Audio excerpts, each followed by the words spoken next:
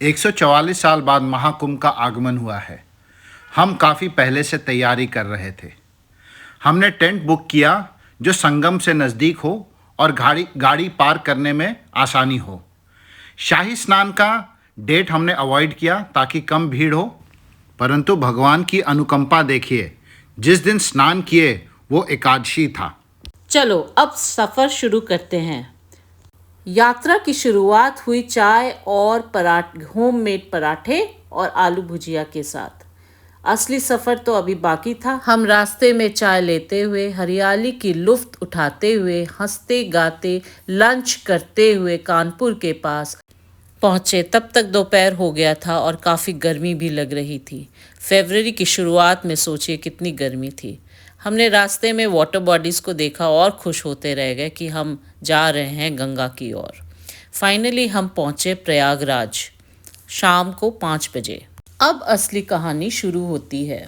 4 घंटे जाम में फंसने के बाद चारों तरफ भीड़ और ट्रैफिक देख के पुलिस भी थोड़ा सा कंफ्यूज था कि कौन सा रास्ता में हम लोग जाए।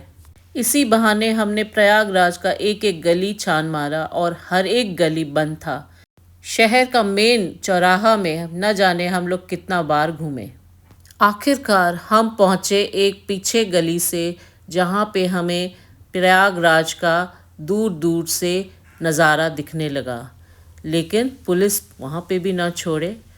हमने अपना रिपोर्ट किया कि हाँ हम अरेल में रहेंगे, इसीलिए हमें जाने को दिया, बाकी कोई गाड़ी को नहीं जाने दिया। और बस अचानक गंगा मैया को देख के मन झूम उठा और यूं लगा कि बस हमारा सपना तो पूरा हो गया, हम तो अब नहा ही पाएंगे।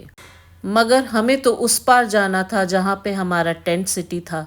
इसीलिए ये पोंटून से जाने के बाद हमें लगा कि ये पोंटून घुसे कैसे। हर पोंटून में ये कहता पुलिस कि ये बंद है। आखिरकार हम 29 वाले पुलिया में घुसे और उस पुलिया से हम उस पार गए। सोचिए हम गाड़ी में रह के इतने फ्रस्ट्रेट हो रहे थे। जो चल रहे थे कम से कम 22-23 किलोमीटर उस दिन चले होंगे एक पार से दूसरे पार जाने के लिए। वो कितना फ्रस्ट्रेटेड थे। 5 बजे पहुंचते हुए आज अभी इस वक्त 9 बज रहा है, हम फिर भी अपना टेंट हाउस नहीं पहुंच पाए। बहुत ज़ोर से भूख भी लगी थी, लेकिन हाँ गंगा मैया को देख के मन प्रफुल्लित हो गया। अब हम पहुंचे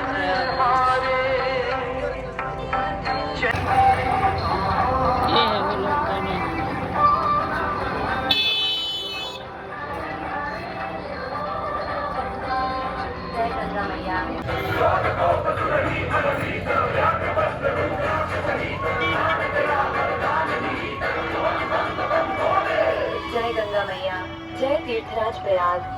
साथ ही चाय पिए हमारा ड्राइवर साहब, बहुत ज़रूरी था मूड ठीक करने के लिए।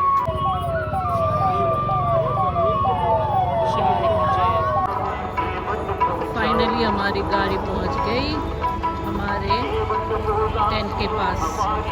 बस यही रही हमारी गाड़ी, जो अब करीबन 800-900 1000 किलोमीटर पार करके गुड़गांव से प्रयागराज पहुंचा। अब ये पार्किंग पे जाएंगे हमारे टेंट के पास। टेंट तो उतना मज़ेदार नहीं था जितना दिखाया था, लेकिन इसका कॉस्ट 15,000 पर डे था।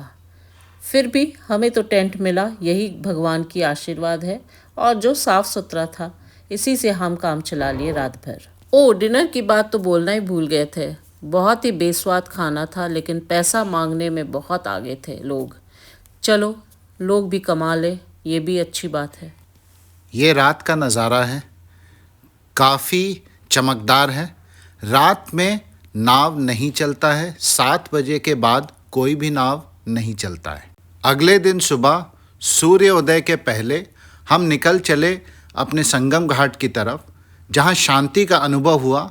हमारा टेंट संगम से महज 10 मिनट की दूरी पे था, जो अरेल में था और वीआईपी एरिया के पास भी था। सूर्योदय का छटा बहुत सुहावना था। सुहावना दृश्य और सुहावना मौसम के संग हम बैठे बोट राइड करते हुए बोट राइड में 1000 पर पर्सन लगा था। ये बोट राइड का कॉस्ट आपके नेगोशिएशन स्किल्स पे है, ये ऊपर नीचे होते रहता है। ये 200 पर पर्सन से 3000 4000 पर पर्सन भी हो सकता है। मगर हमें तो बहुत अच्छा लगा बोट राइड करते हुए। एक तरफ घाट और दूसरी तरफ सुंदर सुनहरी दृष्टि सूरज का, बहुत ही मज़ा आ रहा था। और हमें ये भी लग रहा था कि जब हम पानी में कूदेंगे तो कितना ठंडा होगा। नज़ारे को देखने के लिए न जाने कितने सालों से तरस रहे हों, मन को ऐसा ही लग रहा था। अब आया स्नान करने की बारी। यहाँ आकर सब थकान दूर हो गया और हम सूरज को पानी देते हुए और संगम का पवित्र पानी में स्नान करते हुए यही दुआ मांग रहे थे कि पूरी दुनिया की कल्याण हो और हमारा भी कल्याण हो। सच में सबको अगर मोक्ष प्राप्ति हो जाए सिर्फ नहाने से तो कितनी अच्छी बात होती। तन का शुद्धिकरण के साथ साथ मन का शुद्धिकरण करना भी बहुत ज़रूरी है। हम अपना पाप तो वहाँ धो लिए और कुछ शुद्ध विचार भी हम लेकर वापस आए। यहाँ का माहौल अलग ही था। लाखों लोग, एक ही लक्ष्य, मोक्ष प्राप्ति, ये देखना और महसूस करना वाकई खास था। सभी की जिंदादिली और ऊर्जा बस मंत्रमुग्ध कर देने वाली थी। ये शाही स्नान से कम नहीं था। और मैं क्या कहूँ, कुंभ मेला का सफ़र तो थोड़ा स्ट्रगल तो था ही, लेकिन थोड़ा सेटिस्फैक्शन भी मिला क्योंकि हम संघर्षों के बाद भी सुकून मिला इस शाही स्नान करने के बाद। काफ़ी भव्य सा माहौल था क्योंकि उस दिन एकादशी था और भीड़ भी काफ़ी थी।